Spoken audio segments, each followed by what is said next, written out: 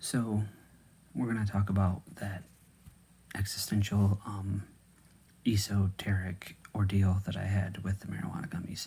Now, I'm new to marijuana in general.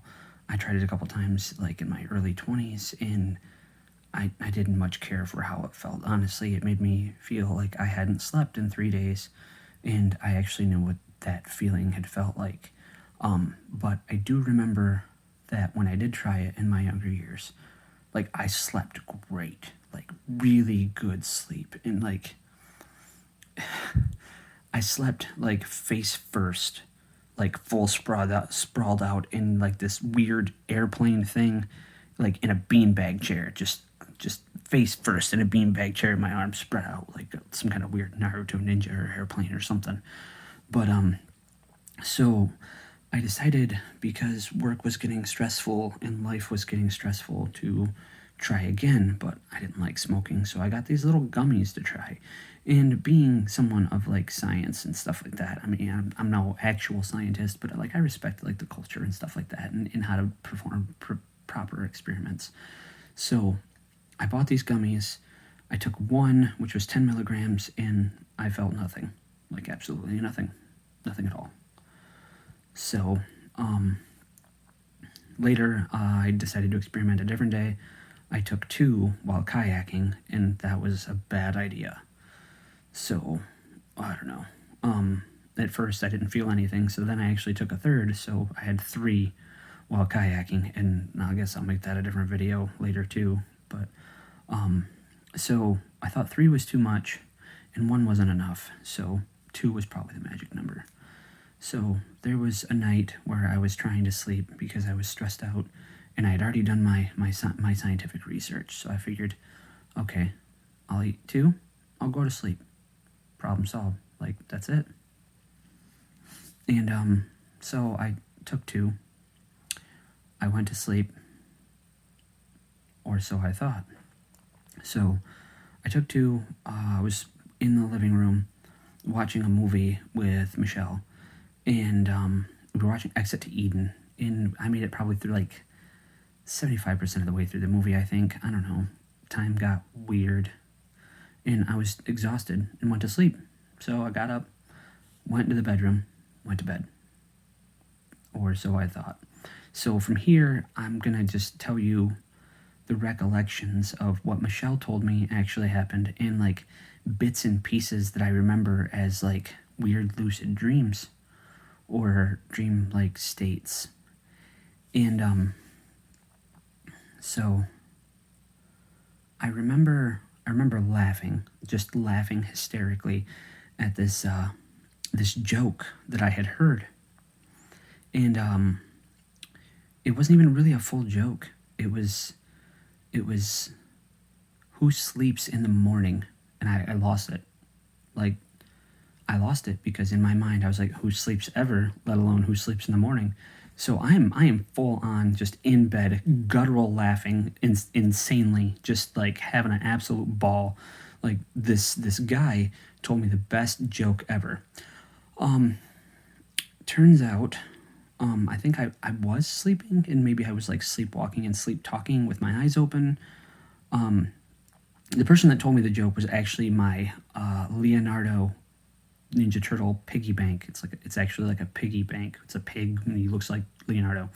But he was the one that told me the joke, and then Michelle was just freaking out. She's like, "Who are you talking to?" And so I told her that I was having fun with the piggy bank, and then things got really weird. I vaguely remember walking around my apartment, and I vaguely remember swimming, but that doesn't make sense because I can't swim in my apartment. So this is where the recollections of Michelle come in. Michelle had said that at one point I was like speaking in a child's voice, and I said I was swimming, and I guess I was just like swimming in bed, just like swimming, like full on like strokes, paddling, whatever. I was just swimming in bed, kicking my legs, kicking my arms. And eventually that stopped. And then I started pacing around the house. And then I think I do vaguely remember this, like being awake. I remember being in my kitchen and wondering how I got there. Like, how did I get in the kitchen? So then I remembered trying to trace my footsteps, and I vaguely remembered swimming, and then I don't know. I don't really remember much else. So here's Michelle's recollection again. She said I entered this weird like brain loop where I had tried to retrace my footsteps. I remembered swimming. I would walk back to my bedroom where I was swimming, remember that I was swimming, forget, and then retrace my footsteps back out to the kitchen and just like do it over again. And apparently I did this loop like 8 or 9 times, just trying to figure out where I had come from. So that was a thing. And then here's another part that I actually like remember maybe being awake. So maybe I was in and out of consciousness. I'm not entirely sure. I really wish that the whole thing had been recorded from like a psychological standpoint. Like that would have been really neat to watch. Just like what is going on in my head. And so I at one point remember Michelle telling a friend of mine that I was like hallucinating or freaking out. And I remember this. They texted me and they said that I needed to go to the ER.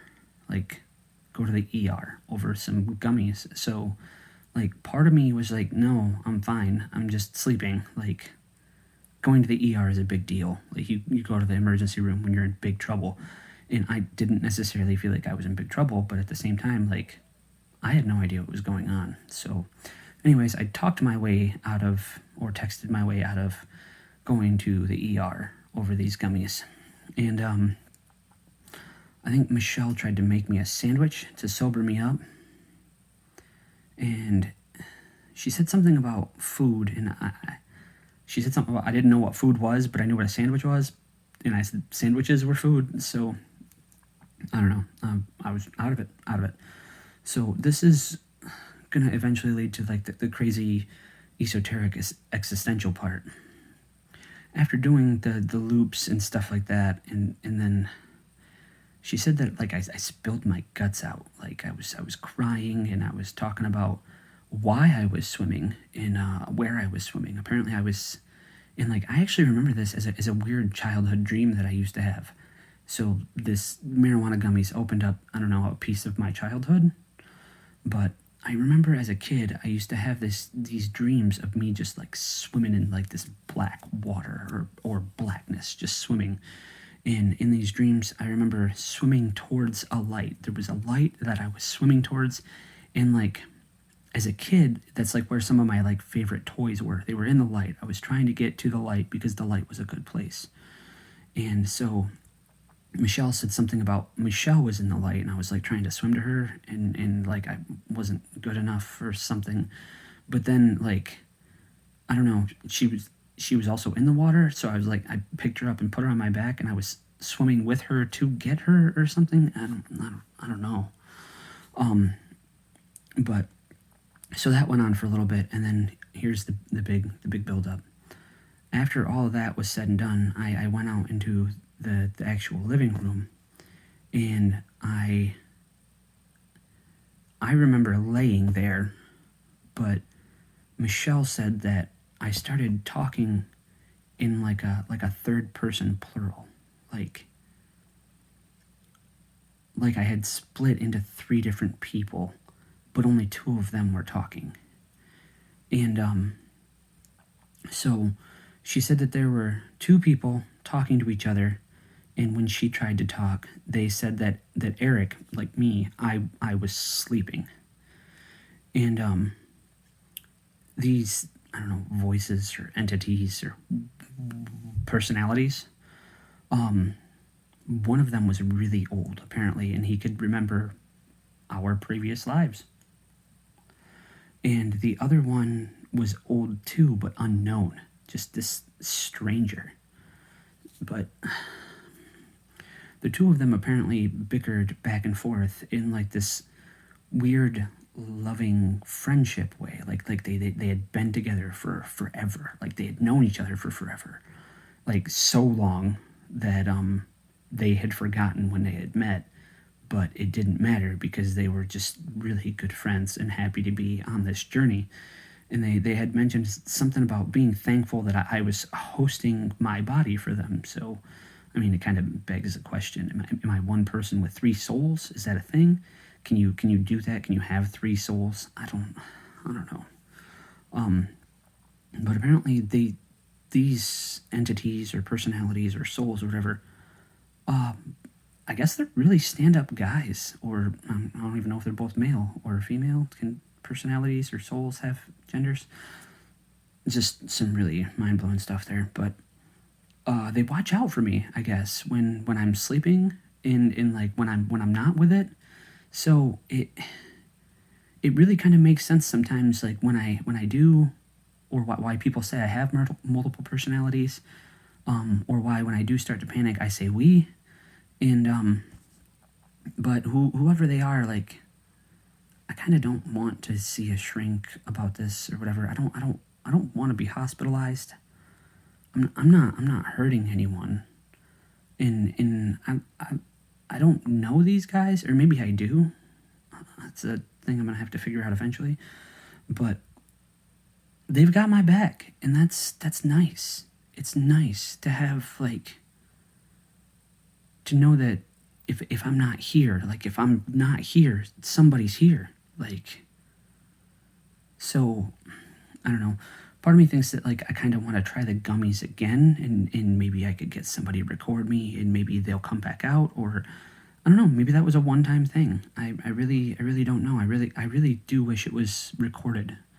I think it would be a very fun psychological journey to watch. Just see what's going on, see how my face changes, and stuff like that.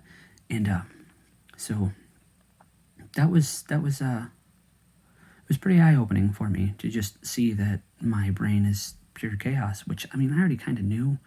Like, I have a very hard time focusing and keeping my stuff together, but I do the best that I can, and I do the best that I can so nobody else freaks out. I don't want anybody worrying about me. Like, I've kind of got my shit together, but at the same time I kind of don't. So, but hey, that's my experience with marijuana gummies. I sleepwalk and sleep talk with them, or I don't know. One thing I have noticed though is before I drift off into insanity mode with them, I become hyper aware of everything. Like, so I think the marijuana or whatever just it makes me more sensitive, I guess. How do I want to say this? It makes me, like, hyper in tune with things. Like, good thoughts are like extra good thoughts, but at the same time, like, bad thoughts are like, they're like nightmares, like full on nightmares. Like, I don't think I would want to be left alone in my own head if I was high. So I probably shouldn't do this without supervision, just because I feel like it would maybe put me in a really dark place, and I'd probably just, like, cry the whole time. But I don't know, maybe I could use a good cry. There's just a lot going on. Oh wow, this is actually a pretty lengthy video, so the quality's probably gonna be bad. I am gonna look into getting a camera to, like, start recording these. Right now I'm just doing everything with my phone because it's all new. It's all a learning process. So I'll have to do some research on what good cameras are for this. Probably something that's got, like, motion blur on it or something, because I'm really noticing that I am very animated. Like, I don't know, this is going to sound a little narcissistic of me or something, but I kind of enjoy watching these videos. They bring me this, like, strange psychological peace. I don't know if it's because I'm like watching myself admit my thoughts or whatnot. Another little thing about me, I don't like looking in the mirror.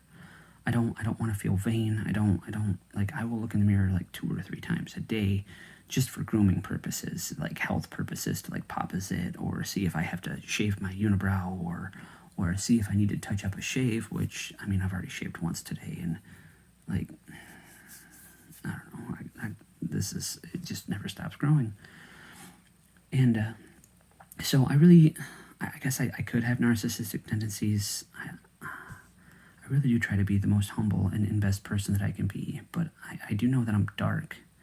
And I joke about this all the time, and I think if I ever do find like another shrink, um, I'm just gonna walk in and just tell them that I am the dark triad, which is narcissism, like being a sociopath. What's the word I'm looking for? I don't know. Sociopathic tendencies. So it's gonna be narcissism, sociopathy, being a sociopath, and Machiavellianism, which is just like being really just dark and sad and what's the word, melancholy. But so I joke around. I am the dark triad. Like it's like I'm Batman, but I don't know. I don't want them to admit me. I don't want to be admitted. I kind of like the person that I've become. I've worked very hard to be this person, and while I may not always know what's best, I always try to put my best foot forward, and I have good intentions. I honestly have pure intentions. I want to do good in the world, and I just don't know how. So this is me trying. It's me trying to do multiple things. I want to start a side hustle with this, and maybe so I can work a little less and live a little more, because I'm tired of being exploited as well. I've worked so much and missed so much. It wasn't until recently that I've like actually understood that like exclusivity in limited time events, like those are real things. You can miss stuff. I have missed part of my life. It's been eye-opening to see like how much of my life I've missed.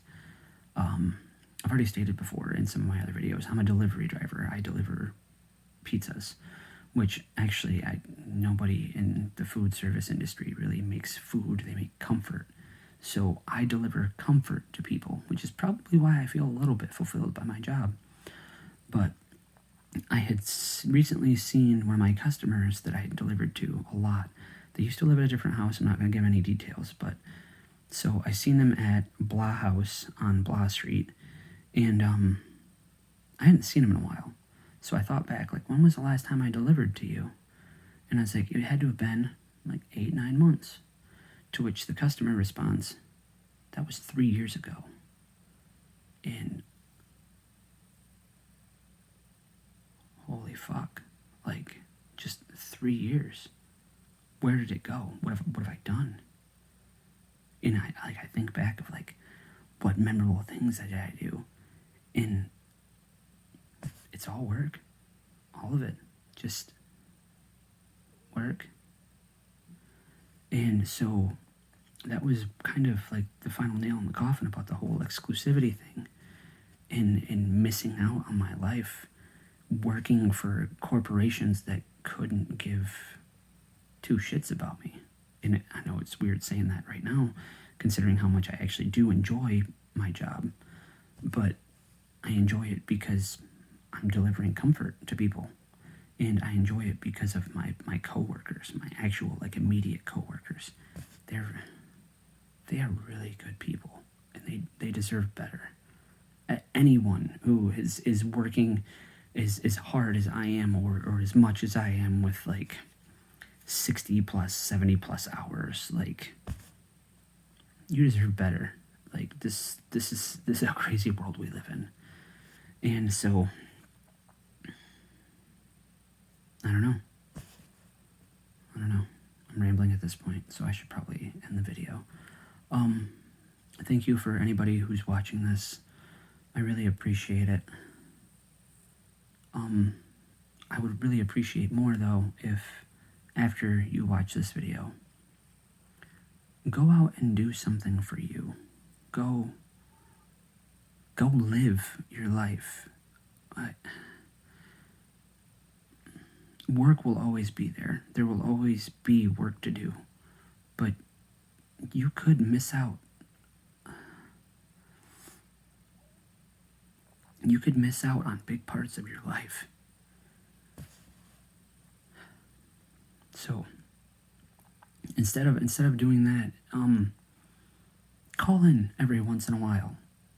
Like, just go be you. Don't do like I did. Just go live. Yeah, that's gonna wrap up this video. So may your journey be blessed.